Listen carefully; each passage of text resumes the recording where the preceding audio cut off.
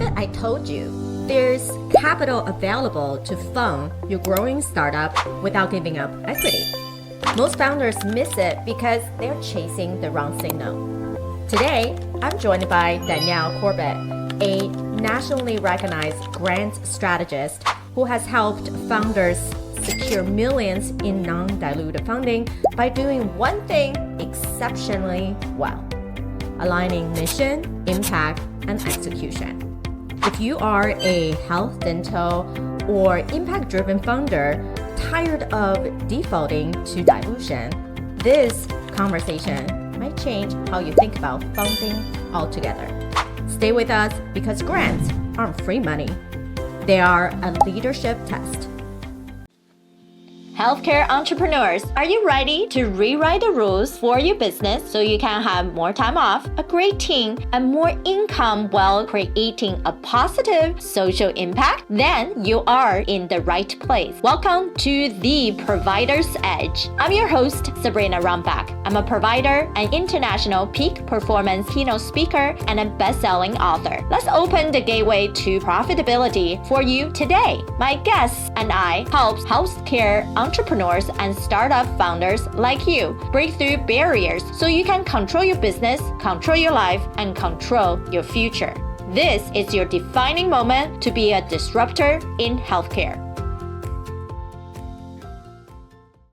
Look what we have here. Danielle Corbett. She is a former healthcare grant administrator turned four-time grant founder, creator, and founder of Grants for Creators. Her newsletter, amazing, so many things that she's able to find and for all different subcategories. And one of the fastest growing grant curating resources of US-based creative and small business owners. With over a decade of experience in grant space, she helps creatives to get grant by curating 100 plus opportunities each month in her popular newsletter. And now I am definitely on it. The two of us met actually through podcasting. Podfest happens every January for all of us who are about leveraging our voices, content, the right messages to the forefront. And I truly believe that because when we are speaking, especially to the right people, means if you are talking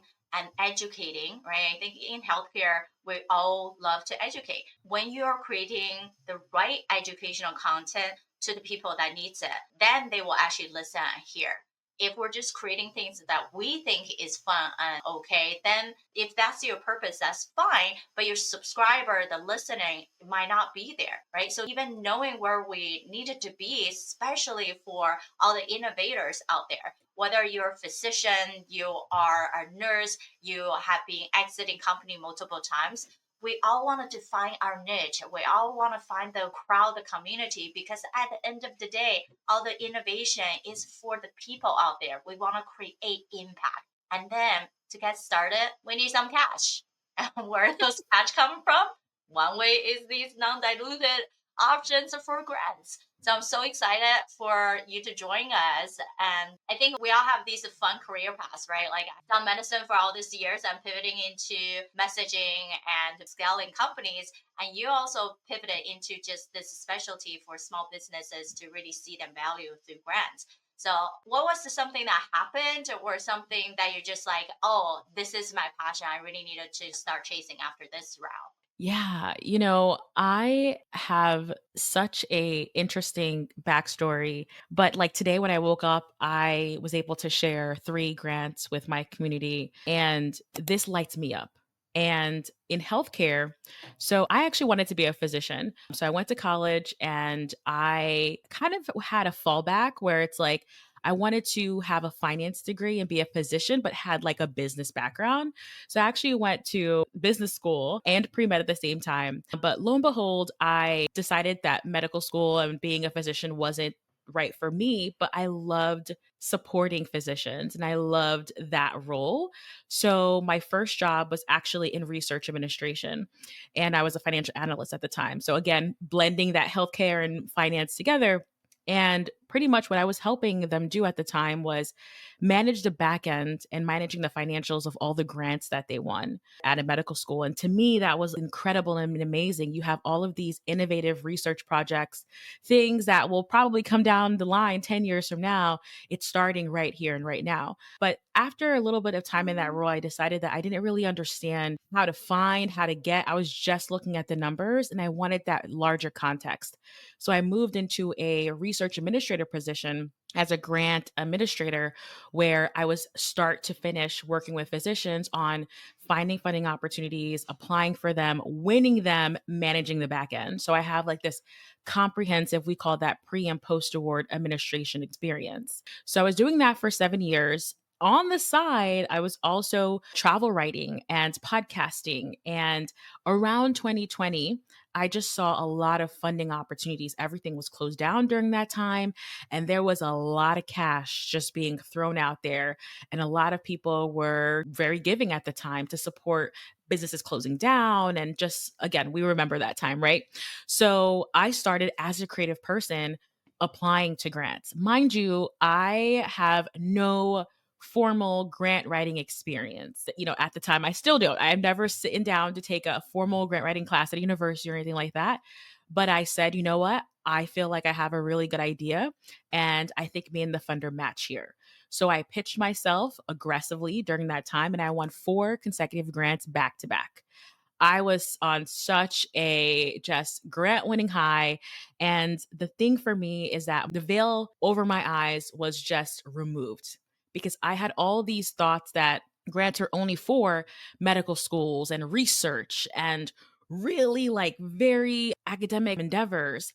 And here I am, a podcaster, podcasting in my closet, which I still am today. This is my closet, still am today. And people were wanting to support me. They saw the vision, they saw the mission.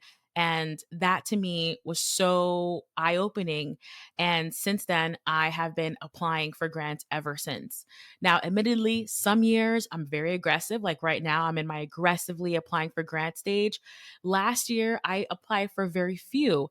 And I feel like for me, I regret that. I regret because the landscape has changed so much from last year to this year that there's still lots of funding opportunities available despite the government shifts. But still, I felt like I did not put myself out there enough last year, and I regret that. So that's a bit of my backstory. I kind of stumbled into research administration. I stumbled into winning grants as a creative. And since then, I said, you know what? I find so many opportunities. I just can't keep it to myself. And I can't just keep it on a group chat feed with all my text messages with all my friends. I got to share this out there. And when I launched the newsletter, Grants for Creators, in 2022, the excitement, everyone was just so like, whoa, I never thought about this. I never seen so many. And I feel like there's a shift in the culture of how creative people, small businesses are putting themselves out there. And I hope that I'm, one of the people leading that charge. Yeah, this is very exciting, right? I think all of us have this career pivot at some point, and it's also everything that we do is super transferable. And then we have to give ourselves the trust of let's explore, let's do something with it. And that's exactly what you've been doing is that, hey, I'm not a grant writer. I've been doing administrative side, but I know how to find them. And now I can test that and try it. And then even saying to people, we need to keep an abundance mindset. Last year, despite how tough the political changes have been and what we're voting and feeling the stress of the foreign wars, US contribution, whatever that is, but there's still subset of people that really is about supporting the exact sector that you are in, right? And therefore, we can find those sectors. There's plenty of money. And I believe in the investor landscape, yes, we do a lot of finding the right angels, the family office, the VC to match with our innovation companies, right? But that process is the purpose of matchmaking is not just, oh, I can't get a check, right? Most startups like they're also supported me, but no one writing me a check. And we're thinking, you're probably because you're looking for the wrong people or the way that you're presenting yourself, just like on a grant application, probably wasn't putting yourself in the best light or clear enough to show the value of what you're doing, right? So it's definitely a skill set in how to find the right application, just like how you're supposed to find the right investor, the right clients, right? Getting into their psyche, what do they want? How are you matching those process? And then spending the right time and not feeling like I'm just applying everywhere. I'm just going to talk to everybody. And then they get discouraged. But it's actually the method wasn't matching where they need to go, right? So I know you have such a skill set of putting that newsletter together. And there are so many different categories of there are in health and wellness, there are in creative, right? There are in women's leaders and women of color or all that's different sectors. What do you say to people who are looking for these grants? What are some of the tips that you want to share? Yeah, absolutely. So I kind of want to circle back to what you were saying that it all starts with your mindset. One, knowing that grant funding exists and grant funding is a pot of money that I call free money with strings attached. So indeed, it is free. However, there are eligibility requirements, there are typically spending restrictions, and each grant funder is looking to further their specific mission. And as a grant recipient or applicant, what we're doing is we are showcasing how we can help further their mission by the products that we're creating, the community that we're building, and the services that we are providing. So this is huge. Understanding that grant funding exists, there's strings attached, and that's part one of it. When it comes to actually finding those grants, I want you to first, before you do a Google search, because I think Google can help you, but it can also be overwhelming and hurt your research efforts if you're not using it strategically. So I recommend before you sit down and do a search, make a list of things about you and your organization and what you're looking to fund. So who you are as a person. A lot of times, grant funders are looking to fund, let's say, a woman or woman of color or a specific demographic. So write that information down about yourself. Secondly, you want to think about what am I creating? Is it a product? Is it a service? And who is on the other side of that? Who is receiving this, which is our community, right? A lot of grant funders want to know the impact. I cannot stress to tell you how many times I see the word impact on a grant application because all of these funders want to know and they want to trust that if they give you this money, that something's going to happen, some change is going to happen. There's going to be growth. There's going to be assistance. There's going to be something transformative. So understanding your impact and writing that down on your piece of paper, really, really important. With those things together, not only like you as a person and as a founder, but also the products that you create, the service you provide, and also the impact, right there, you have about 75% of your application already done, to be honest, because they're typically asking you the same questions. Who are you? What do you do? Who do you support? And what's your impact? But for this exercise, writing all these notes down, and I just say bullet point list. This is what I call your keyword bank. So when you're going to do your search in Google, for example, you're not just typing in small business grants or startup grants. You're being more specific based off of the topics that you cover, the community that you're impacting, based on your location, based off who you are as a founder. If you're from a marginalized community, for example, the more specific and niche our searches are, the less opportunities you'll find, but the more golden ones because they're very, very specific, and you're not wasting times going through page 30 on Google. So that clarity within yourself is so critical and so key before you even sit down and do anything at that point. Exactly. It's true alignment, right? I think this is the same process we have to keep in mind, no matter if you are applying to a grant, going after investor, or going after a potential clientele. And I think too many times people get confused and they're like, well, we can apply everywhere. Everyone will want our product. Everyone will benefit from. But if you spread the net too wide, guess what?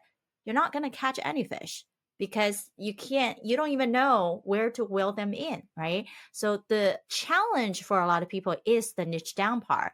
What's the profile that best describe you, that best describe your service of this specific impact? Due to we are always going to follow up in, well, there's always competition. So how come people need to support your company, your service, your product versus someone else's, right? If you're not that dialed in, then how would they know to support you, give you the money to do it versus they can simply give to someone else, right? Who's the next applicant.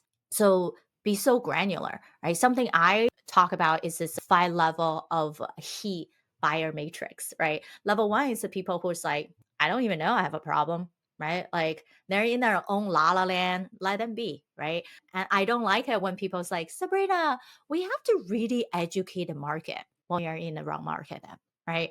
And like if you have to do all that work. And then level 2 is those people who's like low dabbler. Oh, really? I can do that, right? Like for example, one of the thing that we helped is a transdermal patch, right? A pain control and medication absorption. And so if that's the case, people just like, well, I got a shot, whatever, right? Like we got flu shots, and they didn't even think about that it can be something they can use to prevent pain.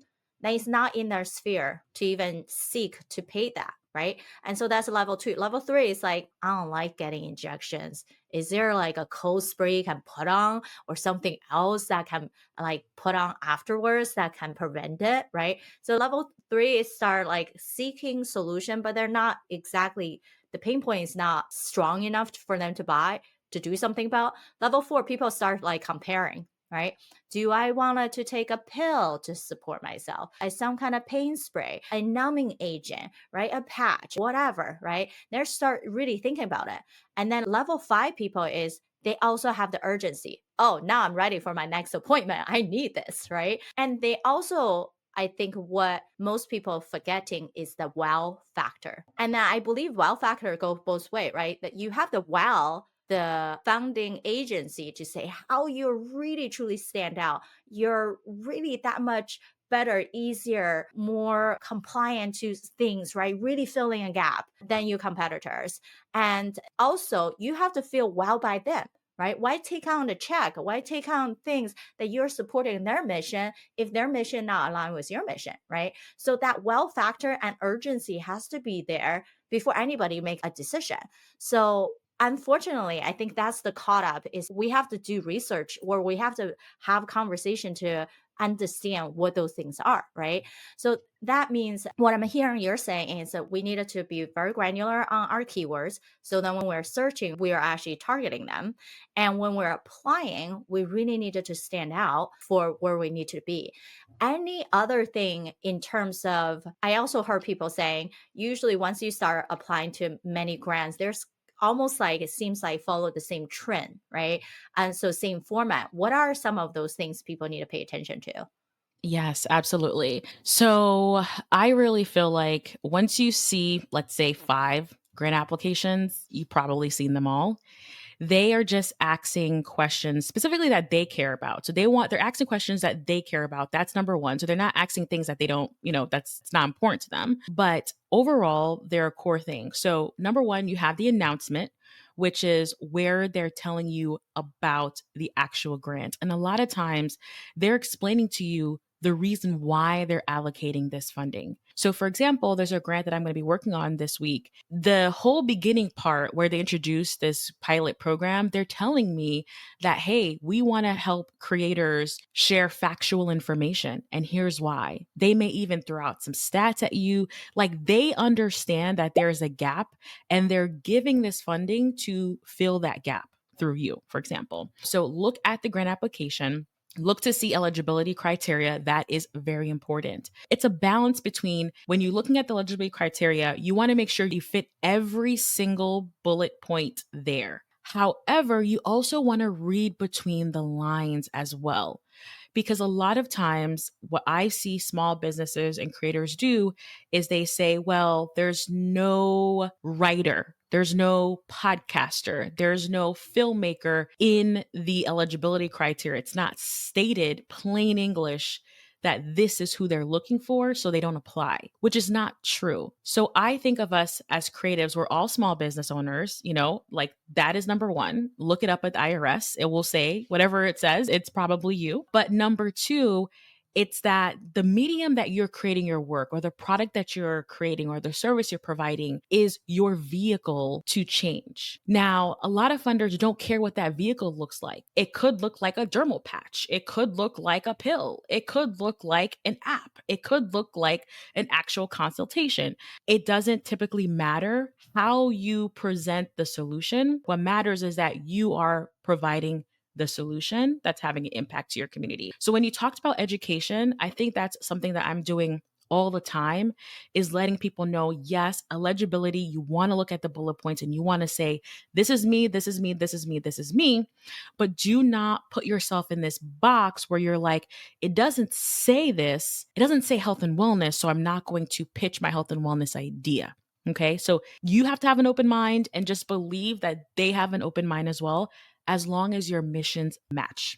An analogy that I have is you and the funder are in Times Square about to put up a billboard together, and you're about to invest $30,000 for this billboard, right? For example, that billboard test is important. So if you and the funder could be on the billboard together, then you hit it on the nail in the head. You should probably go for it, all gas, no brakes there. However, if you look between the lines, you look at their mission, you look at their about page, and you're like, we don't really match here. We don't really mesh here. And you feel like you're forcing it, you're not going to be on a billboard together, then skip it. So I think that's like the granular, we have to be savvy where we're looking, but we're also reading between the lines. We're doing a billboard test. We're making sure that we can fulfill the mission that they have. And then lastly, I want to also stress the importance of looking at the terms and conditions for each grant application. You want to make sure you're reading to make sure that perhaps they're not going to like take your proprietary information and run with it, right? We want to make sure that's important. But a lot of times in the terms and condition, there's a judging criteria where in the actual announcement of the grant, they won't tell you exactly how they're grading each application, but in the terms and conditions, they will have a judging section. And sometimes they'll tell you 60% of your responses should show impact, should show how you are transforming your community with tangible numbers. So when you go back to your application, you need to go back and say, am I doing this to meet the criteria? So that to me is like a next level thing that I've been doing a lot this year, is just going to the terms and conditions and looking to see exactly what the judges care about. For example, there was a grant I applied for, $100,000, big opportunity. They said in the grant terms and conditions, do not include your business name. Do not include your name. We want to keep this anonymous for our reviewers. Now, if I would have just applied because it was just a very simple application, a quick 1, 2, 3 questions, I probably would have dropped my business name, right? But I didn't because I read the terms and conditions. So take that additional step to make sure you know what is being judged upon. I do want to circle back a couple of things that you mentioned. I want to say that in addition to mindset, in addition to all the logistics, grant applications are time consuming. A lot of times you'll see in grant applications, they're like, it only takes 5 minutes. Multiply that by 6. That's me. That's my multiplier right now. Whatever they say it's going to take, it takes me 6 times longer to submit, or, from start to finish to submit. And I'm not the fastest writer. I do use AI tools to help me and support my applications, that kind of thing. It's time consuming. So it's not a spray and pray and just kind of put yourself out there for everything and everyone, like you mentioned, Sabrina. It's about finding the ones that really call to you and that really fit. Of all the grants that I've won, I've always felt deep inside like, oh, this has my name on it. I am going to win. That's the feeling. I feel like it's innate in me, but it could also be delusional too. It'd be like, it doesn't matter. I'm going to win. Like it could be all of those things, but it is time consuming. But I also say here to put a timer on. People complain to me that, I don't apply for grants. It's so time consuming. Personally, for me, it takes me anywhere from 1 hour to 3.5 hours to complete a grant application. And before timing it, I didn't know. So I was just sipping the Kool-Aid that, it's grants are time consuming. Not really. 3 hours for $5,000, 3 hours of work for $20,000, 3 hours of work for $100,000. I don't know where you could get those odds. I really don't know. Okay. I've been a creator for a long time. So you have to create these systems for yourself. You have to start tracking how much time it takes you, the ROI. To me, 3 hours for $5,000, I'm ready for it. Okay. I'm going to put my 3 hours in if I feel like I'm a good fit. These are the things I think that people miss that they should definitely keep in mind. Oh, yeah. The productivity part of startups is huge. We constantly have people pitching our workshop, pitching our investors, where we will do free event just so they can be in front of these investors. But then that's also, guess what, my testing. If you don't read all my instructions and you complain about it because you didn't read instructions, that's not a good look for you as a startup, especially when people tell me, applying to so many grants. I'm having so many conversations. Is that a good thing? Not necessarily if you're not closing them. So it's actually how we use our time wisely. And perhaps sometimes hire a VA that's $10 an hour to do the research. So they can give you some kind of analysis. Then you can do the next step of actually applying, right? And knowing how to build and leverage all of the people research tools. Daniela mentioned AI. Yeah, AI, the right keywords, the right question you're going to ask, then they're going to put out the good things back to you. If you're too broad, then AI doesn't know what you want. And then, of course, they're not going to give you the right application or the wording, the things that you want, right? So be very intentional about what you put for your time. Like for me, typically, I block out Wednesday for my personal thing because I know I have to give myself a day to concentrate. Otherwise, I'm back to back on consultation calls, evaluating applicants, working with them, right? So you have to allow yourself to, whether it's like calculating your peak performance time, morning, midday, afternoon, block those out or block out one day like I do. This is only dedicated for grant writing or for creative work, right? And knowing how to keep yourself at flow, it is so crucial in anything that you do. And set a timer is such a great idea. So, Daniela, as we wrap up, tell us more about your newsletter, how people get access to it, how they can best use it. Yes, thank you again for this opportunity. So you can connect with me over at grantsforcreators.com.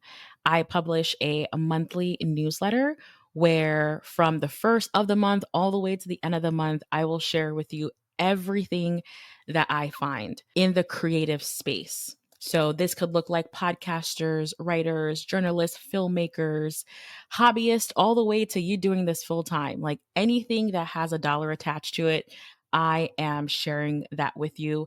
Typically, I'm able to find 100 grant opportunities per month, which is really great. And I want to let you know that Q4 is grant season. So, this is when a lot of funders are trying to spend the money before tax season, before the end of the year. So, you will see a flurry of applications and opportunities at this time. So, make sure Q4 you give yourself a bit more spaciousness, so that you can put your head down and really work on these things. And on my site, grantsforcreators.com, there's also quite a bit of resources, whether you're looking for, okay, how do I drill down and find my keywords? I have a keyword bank workbook for you there. I have lots of like grant writing workshops and just tools to help you along the journey because everyone's kind of stuck point may be a little bit different. But I do all the research myself. AI right now is not great at finding grants. It's literally heads down. And overall, I save every subscriber around 20 hours of research a week. So don't do the research, just sit down, look at what I find, and then your job is to apply. I find, you apply. Exactly. Know how to save your guys' time, right? As we mentioned, she got all the resources, you just know how to apply. And then one last question before we jump off is that as healthcare innovators, right? How do we best leverage that list when it comes to creators? I think it really depends on what you're looking to fund because there could be like an intersection because maybe you're a healthcare innovator, but you write articles or you do freelance writing, for example. There may be a journalist opportunity for you that you could have and incorporate that medical healthcare lens. So look for those kind of in between. Let's say you want to do a podcast, but you don't necessarily have the direction or guidance. You may decide, you know what, I'm going to pitch this healthcare podcast and get my pilot, taken care of and learn at the same time. So I think it's not only arts, but it's also the media landscape. There's arts grants and there's also media grants, and look for the ones that kind of have this in between where you can further your mission, but still use that creativity along the way as well. Correct. I think all of us as a business have content creation arm. And that's how we share information about who we are, what this mission about. So because of that, you can apply to these creative grants. And then if you haven't thought about that, this is another source. So Yeah. can't wait for Yeah. everyone. Also, Yeah. I just wanted to just jump in and say that that's just one arm. Another arm is small business grants, like we mentioned earlier. It's like, there are funding opportunities that just fund a brilliant idea. You have that brilliant idea in you. You can apply for those, right? All the way to multi-million dollar businesses. So just keep an open mind. I think that's my main takeaway. Keep an open mind. And as you start looking at the grants list, you will start to expand and be like, "Ooh, this is interesting. Never thought about this before." You may spark something new. So just keep an open mind overall. Perfect. Yes. No matter what, right? Creativity is all about being open mind. And that's how we are going to connect with the right resources and funding to grow your impact. So everyone go to grantforcreators.com to really find all those resources and start applying and dedicate some time to figure out which is the right alignment, and then use the resources existing to find your keywords. And we can't wait to see which ones your guests have applied and which one has been successful. Make sure to comment underneath wherever you're listening, watching this, or simply post on LinkedIn and tag us. And then we would love to continue to support you in the future of creating better healthcare altogether. Until next time. Bye, guys. Thank you for listening. Remember, the positive change we're seeking starts right here with me and you. If you are a fan of the show, or if you are just having struggles or success that you're either experienced in the past or are experiencing now in the healthcare industry, these matter to all of us. I want to hear from you. Visit sabrinarunbeck.com/connect and send me a direct message. Talk soon.